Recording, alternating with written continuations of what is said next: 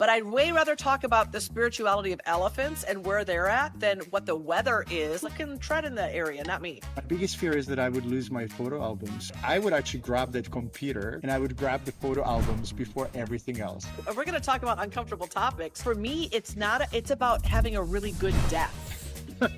I did not expect this topic to come up. I like quiet. I like to be in nature and quiet and meditate without talking. It sounds like a sociopath. No.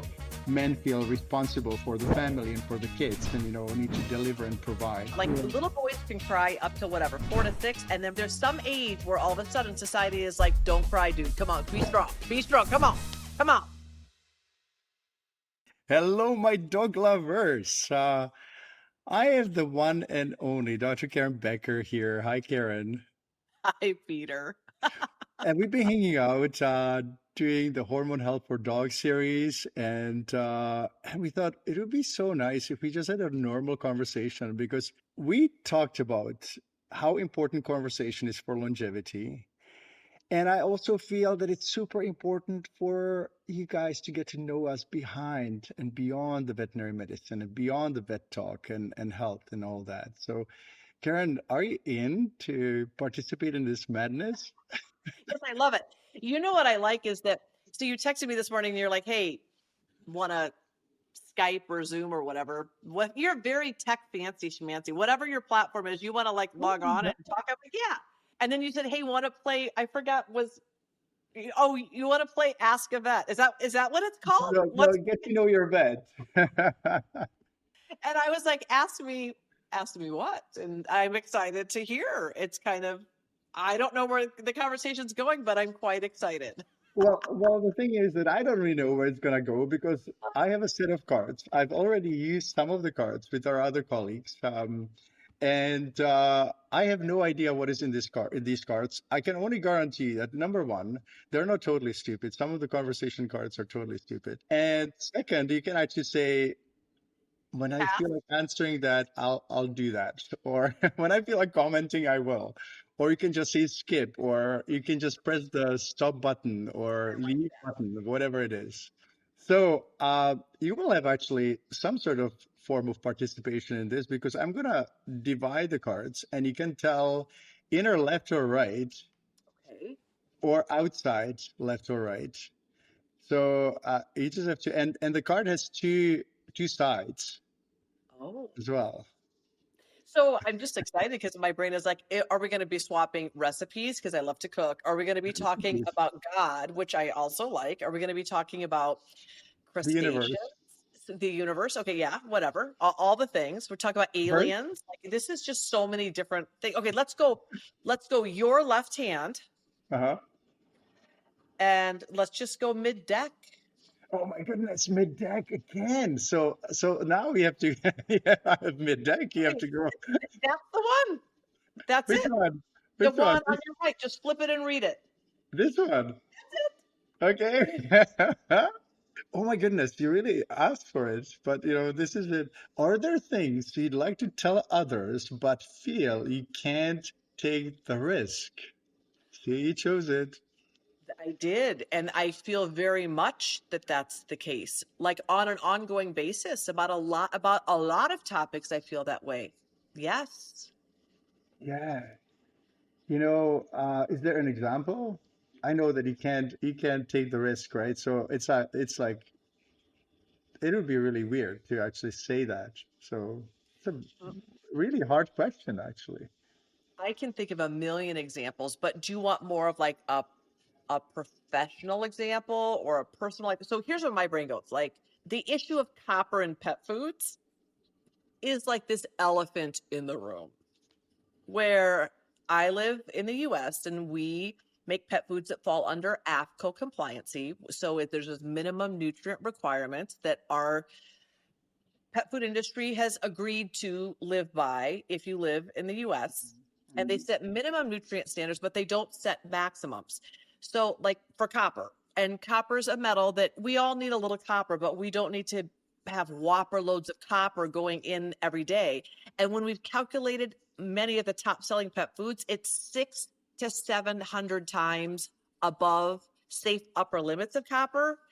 And that's cool. Like once every now and then you have a Whopper meal with a ton of heavy metals, or and I shouldn't say heavy metals, a ton of minerals that They're not supposed to be there in such amount. Exactly. right. And that also the big arguments like organic versus inorganic copper is the big argument behind the scenes right now is like, is it from a supplement or is it just naturally occurring in the food? But then the other thing is my world coming from Iowa, these are feedlot cattle and they're basically fed kibble. We feed feedlot cattle pellets. We formulate rations for them and they have really high levels of some of these minerals. So then all those really high levels of minerals go into our meat supply, and then our meat supply goes into our pet food supply. And there's a lot of minerals that sometimes our pets' bodies need some minerals, but too many minerals,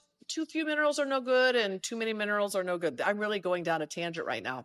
No, no, But no, no, that's that's good. what I think Actually, it about. makes me, if I understand well, it's about knowing something that if you kind of like blow it up, it's gonna be so crazy. And at the same time, you just said that. So you were brave enough to actually share this So information. So I I, think that the yeah, learning point that I'm taking from you being brave and daring to actually mention this is that we need to go the route of least regret and actually even though it's uncomfortable and we may be attacked or ostracized or whatever, we need to actually say the right thing. And it actually basically takes us back to our common project, the hormone health for dogs, because it's not like we like to be called names and be told that we are actually ruining the rescue efforts because we are recommending hormone sparing sterilization.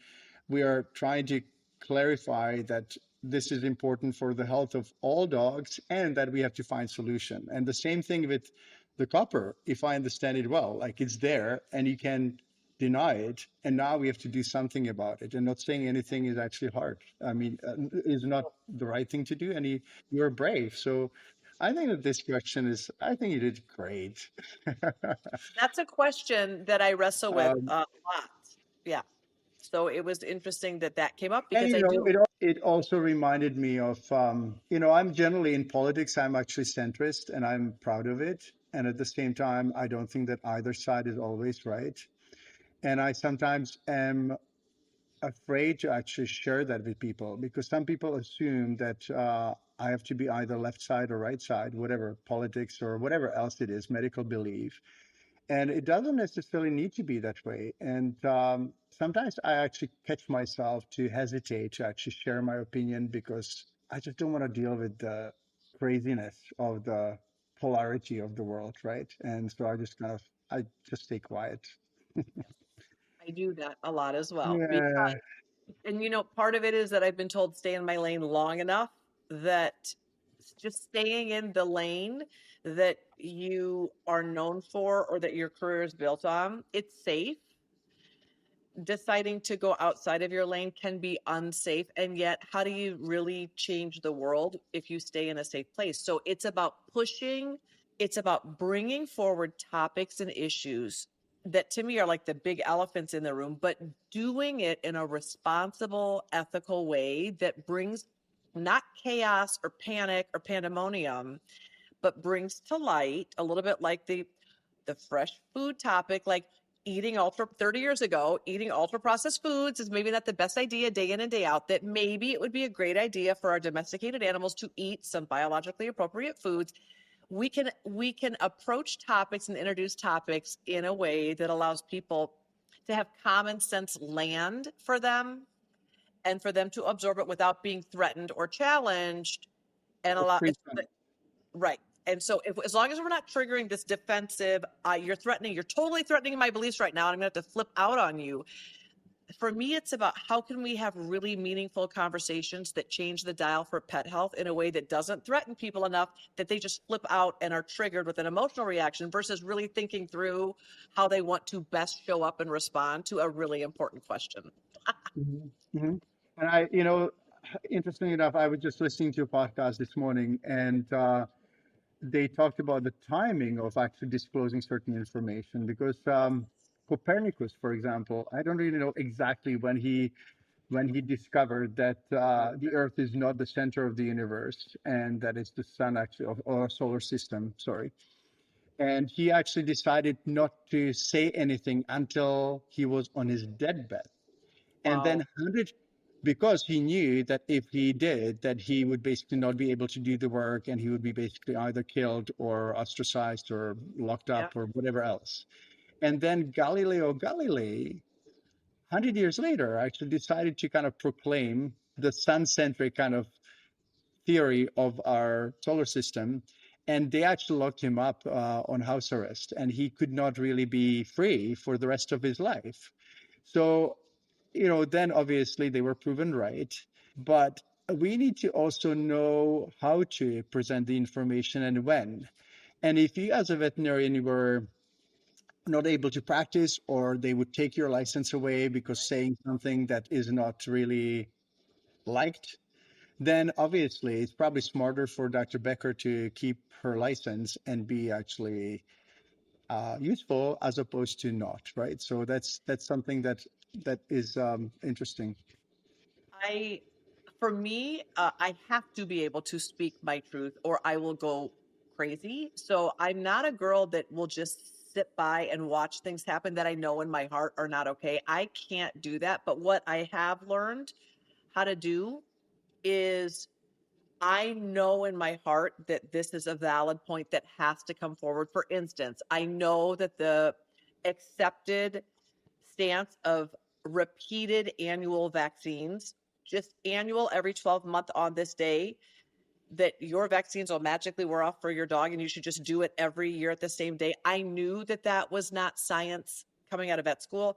How do you present this in a way that your colleagues will accept, pet parents will accept, but most importantly, you begin introducing a conversation that allows for people to think outside the box but not be threatened. Just begin thinking, I don't go in every year for an MMR DPT for myself. I was vaccinated as a kid. I'm protected for life.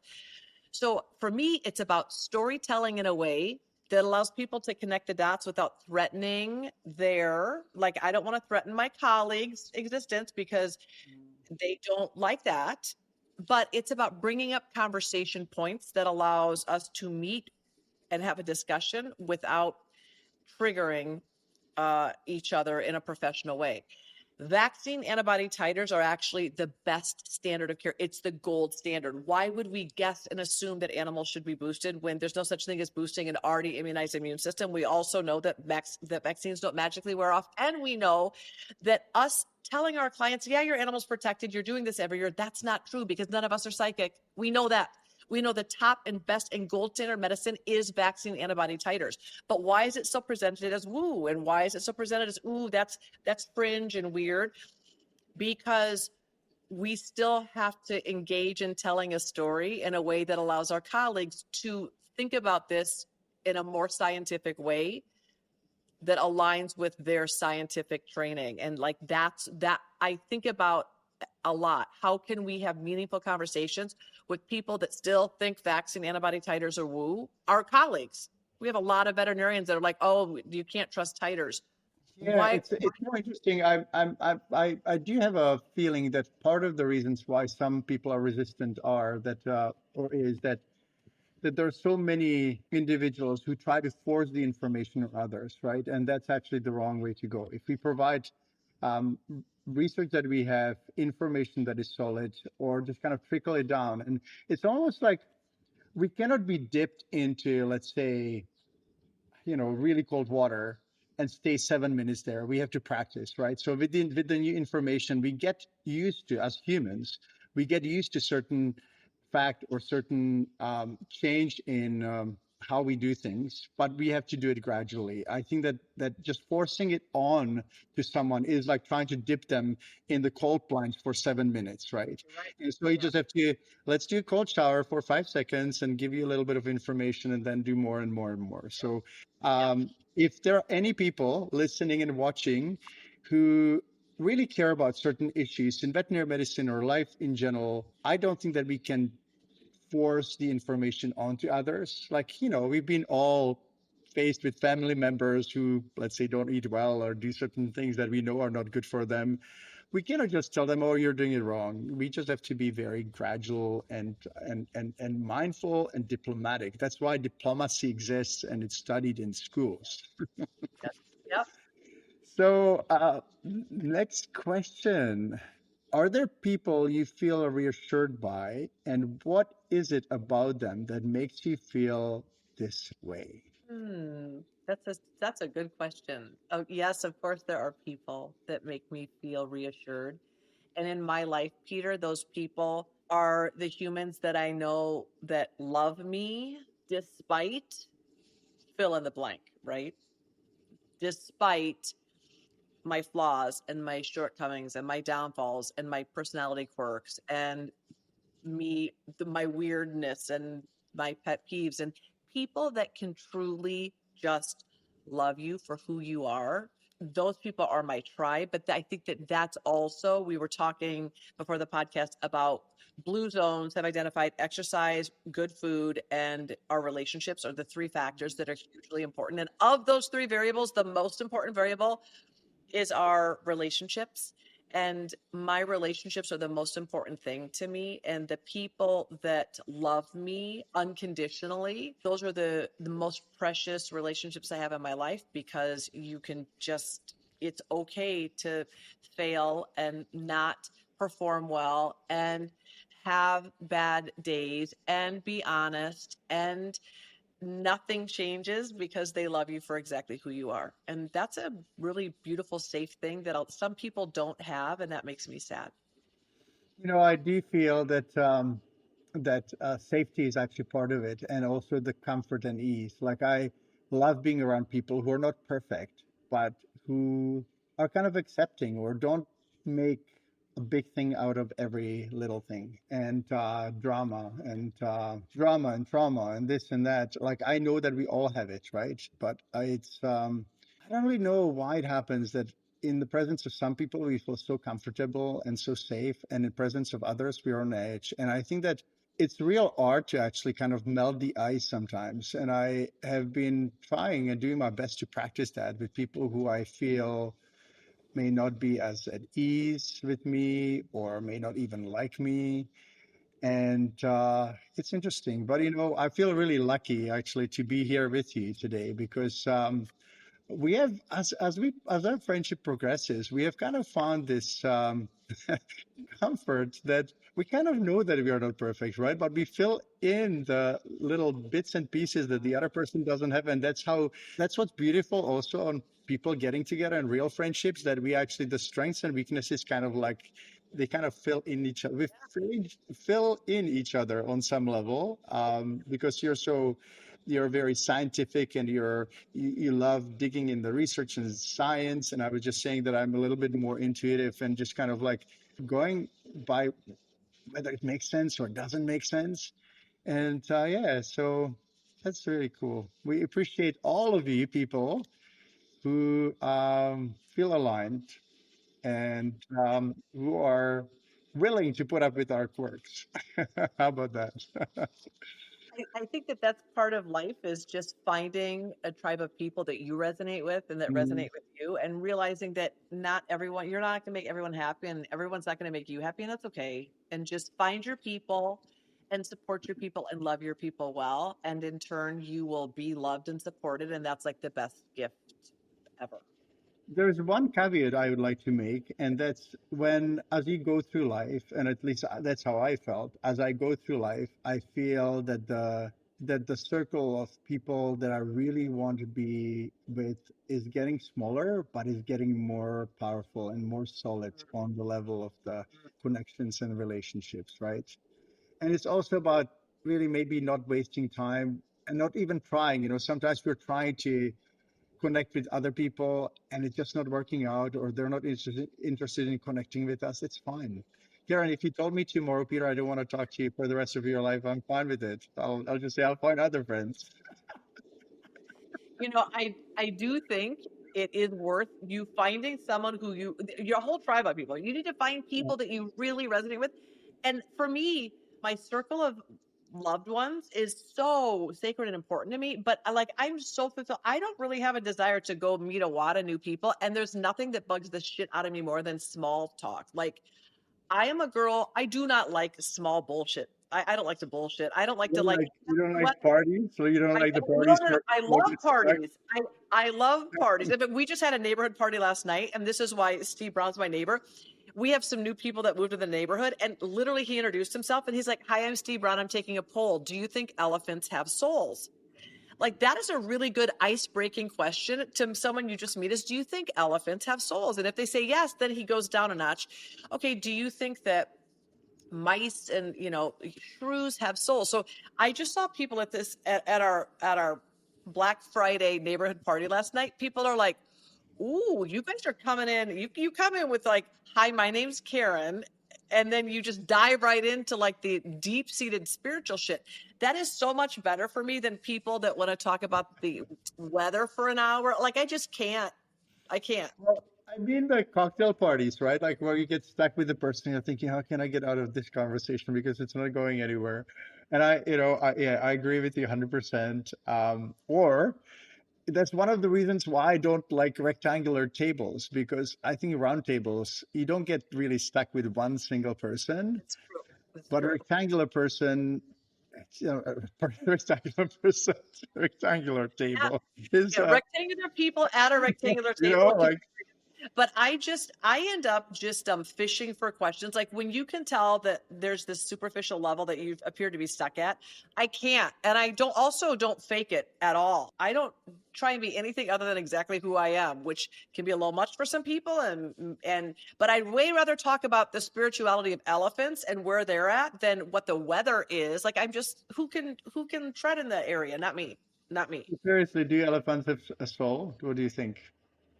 I do. Oh, I do totally, think. totally. I All the absolutely do. animals, like how sometimes you have critters like ants, like crawling on your bread, on your fruit, or whatever you left on the kitchen counter. I so struggle with actually even like sweeping them off. Like I go, like I'm gonna harm some of them, right? Like, am I pathological? Maybe a little bit. No, you can, but I will tell you, Rodney Bibb has a whole series of non-harmful bug-sucking tools that allow you to gently vacuum in them, and you can take them outside. Yes, Oh wow. and yeah, and we can show you those things. We just are take them outside, and we do a lot of catch and release happening. Okay, Uh, well, I have to. It's Black yeah, Friday, so I'm going to right now today during the time of recording. It's actually Black Saturday. Is it Black Saturday? No, it doesn't I exist. don't know. I Anyway, hate it's the shopping. weekend. So I'll go and check if they have any And insect then sucking devices. what about doctors eating their patients? Do You you know, think? you made me stop almost like in that weird like I don't think I want to go there. And then I realized actually that it's about veterinary medicine, right? I mean, if But we're going to talk about uncomfortable topics, let's uh just start with we take care of them and we love them and then we eat them. And I don't eat my patients, but I also for me it's about having a really good death. you know, Like, I yeah, it's oh my goodness, like I did not expect this topic to come up. But I'll tell you how I feel. So I have obviously a certain degree of guilt about feeding packs meat. I do my best to source good meat, and I have hunters who like to sell venison and so on that is invasive here in Maui. But overall, I think that everyone actually should go to visit slaughterhouses and then decide how they're going to change the world in a positive way. I almost never eat meat. Like once in a while, I make an exception. But I do think that the level of awareness should be increased. As a vet or as a vet student, we used to go to slaughterhouses, and that kind of traumatized me for the rest of my life. So that's why I try to minimize the consumption of meat. But I agree with you that sometimes the animals give us the gift of their life to actually sustain ourselves. And I don't have anything against people eating meat, but either. I would love to increase the awareness of what's happening in slaughterhouses so we as a society can actually change it and improve the situation. Yes. It, Yes. And see, I have no guilt feeding my beloved's Mhm, meat. Be, I mhm. I have a lot of anger towards people that try and make snakes vegan. I have a lot of like I get really angry when people are like, I'm gonna Oh, save the planet and make my cat vegan. And I have to like I have a professional breath work coach, shout out to Brady. I pay a guy to teach me how to breathe through intense, stressful anger, rage, where I'm like, it is not okay that we are forcing, like, if you're a vegan yourself, cool. You do not have the ethical and moral right to force your beliefs about religion or politics or anything else on anyone else. Your job is to manage your own viewpoint. It's not to force veganism on your damn cat, people. I'm yeah, but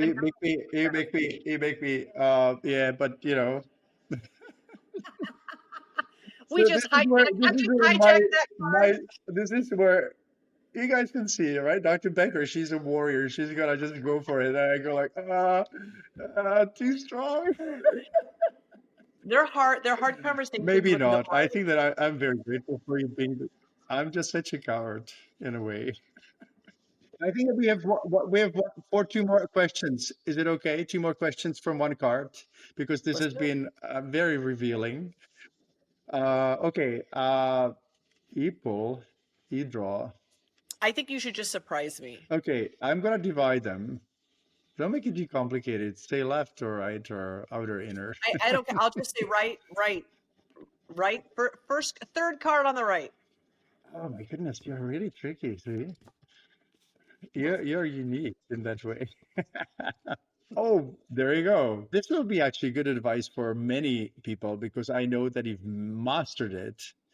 How can one overcome shyness?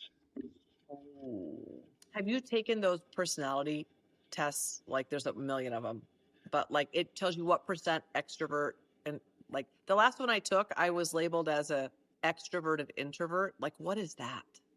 Well, you like privacy, but you're extroverted. You're a communicator. How about that? Is that what that Yeah, makes I really need a lot of alone time to recharge, and I like quiet.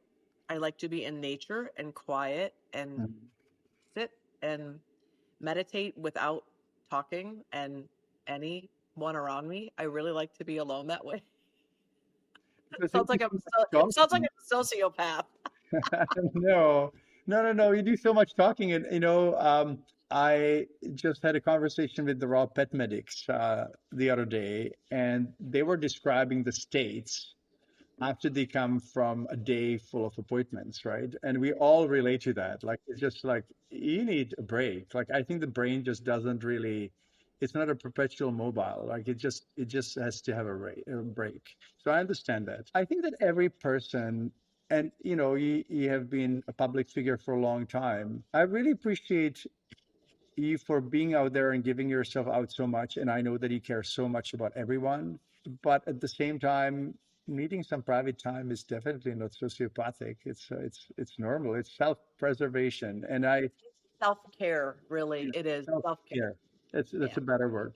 But I also appreciate the clients and our community who are kind of mindful of that and understand that there is thousands and tens of thousands and million in your case, millions of people who um, you serve, and it's not possible, humanly possible, to actually connect with everyone on personal basis. But at the same time, I do feel that we are really feeling strongly connected to the whole community as the body. It's almost like a beehive of like-minded souls. And so I hope that everyone feels that connection.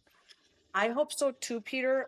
But also thank you for pointing out there are times it just happened. I was flying. We did 8 states in 7 days, and it was a lot. And when I was flying home, I got some stressful news from a dear friend about a personal matter that was just horrific and bad. And I was getting off the plane and I had one earpiece in and I was listening to her voicemail about this horrible personal situation. And as I was listening, the woman next to me stopped and turned and goes, Dr. Becker, Dr. Becker. And I was trying to listen and look at her. And she became so, I think, hurt or upset or something happened where I was not the girl she needed me to be in that situation getting off a plane, and she just met me, and I was not able to fully engage with her, and she looked at me and like she said thanks for nothing, and I was like I was trying to process what just happened, and clearly I think what she wanted a photo or she wanted to ask a dog question, and I was first of all crying. I was crying listening to this message, trying to process this woman who wanted to interact with me, and I couldn't interact with her because I was having an emotional crisis on the side. Those things haunt me because she'll go online and say, I met Dr. Becker at the airport and she's not the woman I thought she was. And it's like, how do you be everything to everyone all the time? You can't, right? You can't. I'm sorry that he had to experience the situation because I can understand how frustrating it is, and people don't really know. And sometimes we are just even on the phone, right? And someone runs into us, and we have to wave them and can really engage fully. And those are the situations that happen all the time these days with headsets. But I can only imagine how you felt because I know that you're not that kind of person. You like to engage, but I think that there's a human, like we've never been we're not designed for this kind of level of connection, right? And so we need to kind of go back in. I don't have many people stopping me. Once in a while it happens, but what happens to me often is that if I go to a beach where there's a lot of dog lovers or parks, people out me. And I actually love to be hat on and glasses and just interacting with people and just chatting. And when that happens, and people want to have veterinary questions answered, like I would say, I have 5 minutes or 10 minutes. I'm meeting someone for lunch, so we go through 10 minutes and through the questions, and then I say, I'm really, really sorry, but I have to go and meet my friend. That person sometimes gets really pissed off and ends up So pissed off. in the Yes. same kind of mode of operation. Peter Dobias is stuck up because he Yeah. didn't want to talk to me as Yep. long as I wanted to talk to Yep. him. So if there is one thing, and it can happen to us, like if I meet Ed Sheeran or Pink as singers, like of course I would love to connect with them on personal basis, but I know that they have like gazillions of people that want to do the same. So I actually think that it's super important to give the people that we have in our lives the freedom and also a level of understanding that we can't do everything, right? And it's so crushing to realize that you let a complete stranger down, and yet I'm just a girl trying to get by and do the best she can. And I think that, people don't realize you've got bad days and good days and soul crushing days, and you got to be out there. And I'm also not going to fake it, right? I think the thing with me is I'm not going to be like, oh, hi, when I'm not there emotionally. I looked at her and I said, I am on a call and I am heartbroken right now and I'm sorry. And that was not okay for her. But I was honest with her. Like I can't be who you want me to be right now and I am so sorry. But that's I think on her, not me, but I'm still sad that she walked away saying, that's not the girl I thought she was. And I'm like, oh, that's an impossible thing to win, right? I Yeah. think that it's really important for everyone to give the others the benefit of the doubt. We don't really know what we don't know. Like if we run into a person has been crabby or not very nice, like we don't really know what happened in their life, right? So it's like we can build a boundary, and try and do our best to build a boundary, but at the same time, we don't know what happens in the lives of others. And maybe she was just a single person who didn't have any friends and wanted to make friends. Who knows? And maybe she just really appreciated your work, and it was just a bad kind of yeah. Timing. It's Yeah. bad timing, and I'm sure that maybe she's listening. And Yeah, it's true. If you are, I'm we're sending you. sorry. Yeah. Yeah. I'm sorry that I am not always 100% in life. Like, Uh, here you guys, you can see perfection is in real life and blood and flesh. Dr. Karen Becker, I know that very well. Karen, I love you for that. I But I do just also, want to it's a say, high mark to meet. oh, and I Oh, just want to say, I just noticed, I think you have new glasses. They are stunning. I really like your glasses, Peter. Are they new? Are they oh, orange? oh my goodness. There's a, so I have a Those tendency are some to. kick-ass glasses. Oh, thank you. It's so kind of you to say, but I have a tendency to lose the things that I like. And so I got them about 3 months ago, and I lost them in the city of Prague when I was walking PAX, and I didn't find them. And then I was frantically looking on the internet, looking for these glasses because I think it's kind of fun, but They're very it's cute. just Yeah, glasses. very cute. I had wooden glasses one time, and I forgot them on the plane, and I really loved them. And as I realized that forgot them, I was running back to the gate, and I could see the plane kind of pushing off in the hangar, and I never got them actually. Oh. It's okay. We can, this is a non-attachment exercise. We can be attached to things. All right. So I'm doing resilient. This is my stage three. This is the very first time in my whole life I'm working on non-attachment and I'm working on resiliency training. I want to be a more resilient girl. I'm a girl who deeply loves and feels overwhelming pain. And out of that, I am soul crushed. When things die, I am a 32-year veteran of grief counseling because I just really struggle with getting over or being able to let go. I'm not good at letting go. So I'm doing this resiliency training program for 2 years now of learning how to become a stronger girl on the inside. So when bad shit happens, I don't crumble. I can teach, I can do hard things. So this is my stage Christmas tree, which is a crow tree.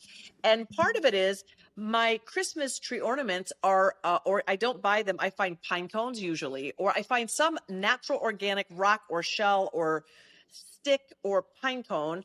And I put the date and where I found it around the world. My entire traditional Christmas tree has the most meaningful ornaments because they are gifts and natural things from around the world that define my entire life. And my Christmas tree box, if my house was on fire, the only thing I would grab is my Christmas ornament box. So my resiliency coach is like, hey, this year we're just going to pretend you had a fire or a flood and that box was gone. And I was like, oh. And he's like, I want you to feel what that would feel like. I'm like, that would feel like shit. No, like I wait all year. So my cockatoo feather, Bella, y'all that have cockatoos know that when you smell them, they smell like baby powder. They just smell so good. And I have her feather in a glass vial. And once a year, I take the lid off. Oh, wow. And she died in 2014. And in that vial, that her feather smells just like her. And I can go back and it's like this memory where I can go right back to her and everything she was and her vibrant, amazing personality. And once a year I have Krosno. This is my kitty behind. I have his fur in a glass jar and I can take the top off and it smells like Krosno. So me being able to do that every year is so important and I wanted to. And then this year he's like, let's pretend that box is gone forever. How are you going to be on the inside? And I'm like, I'm going to be a fucking hot mess. And he's like, or not. You can do hard things. Like you can let go of these things. Practice non-attachment. It's really hard. I think dudes do it so much better. Dudes No, are no, fuck that. And no, they're like, I don't know. no. Dudes are just I learned so much from watching men be strong men because I'm like, I want to be like that. But instead I just cry. All I do is Karen, I I just, cry. I'm very lucky to have not many, but a handful of really good guy friends. And it's not what it appears to be. I think that in good terms, we're sensitive and we are more sensitive than we appear. Totally. And when you kind of take it all the way down, we are kids who've never grown up, in a way, and the vulnerability comes with it, right? But we are conditioned, and we need to kind of deal with the world, and we need to support, like, that's the natural kind of male role, to support the family or the tribe, even though obviously the boundaries don't need to be finely defined. But it seems to have been more of the case that men feel responsible for the family and for the kids, and need to deliver and provide, and so that makes us a little more on the outside look less emotional, or less. It doesn't help that society tells you from about like Yeah. little boys can cry up to whatever 4 to 6, and then pretty soon there's some age where all of a sudden society is like, "Don't cry, dude. Come on, be strong. Come on, come on." And It's also in general, regional. shut it down, right? It's regional. I actually find that in Europe, men are surprisingly so much less macho than in some So North American refreshing. areas. Yeah, They dress better and do all that. they do. They smell better. They're much more they're much more fashionable. For instance, Peter, you always have amazing shoes. You have the Really? best. Yes. I was just, here's the best part. You just lectured at that raw feeding veterinary society. And I'm not going to disclose who, but there was an attendee there who took a picture and said, "Whose shoes are these?" And I'm like, "Those are Dr. Dobias' shoes." Because you always wear good shoes. But not all dudes wear good shoes because I think it's because you're European. You It's always have like, good I shoes. think that I hope it's not superficial, but when you grow up in Europe, like we actually, when we go to theater, we're dressed up properly, and it's almost respecting other people and respecting Yeah. the whole establishment, the Culture. actors and the whole environment. So it's very, on some level, it's formal. You see like 6-year-old boy with, in a suit and Right. and a tie, and they're kind of fine. And, even like teenage kids, like wearing suits for exams or for different events and occasions and to dance school, and that's just the way it is. So it's probably in the DNA somewhere, engraved and irreversible. But we are talking about and I know that we'll have to finish, but I just wanted to say that I totally relate to your fear of losing the things that are dear to you. My biggest fear, beside losing my loved ones, and obviously my dogs and dog right now, Pax, like he's doing really well, but still, like, it's always sitting there. My biggest fear is that I would lose my photo albums and my pictures, my photos. It's almost like losing part of my life. Like I would actually grab that computer and I would grab the photo albums before everything else, actually. Yep.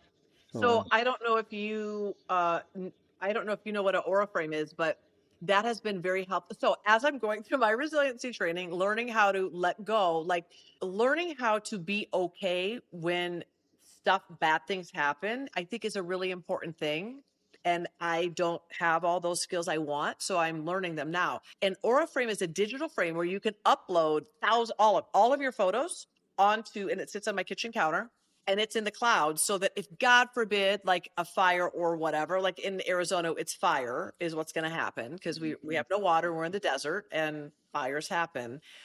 I would be able to hit a button. I'd be able to buy a new Aura frame and put in my password, and all my photos would come back to a new digital frame. Like that to me is like the blessing of technology, allowing me to cope with some of my white knuckled inability to let go of things and let go, because I used to lug around giant tubs of plastic photo albums, and now I put them all on digital, and it has helped me take a deep breath about those precious tubs. And that has been a part of resiliency training for me, is photo albums, because it's really important, those decades and people and animals and things and experiences, and those photo albums define our lives.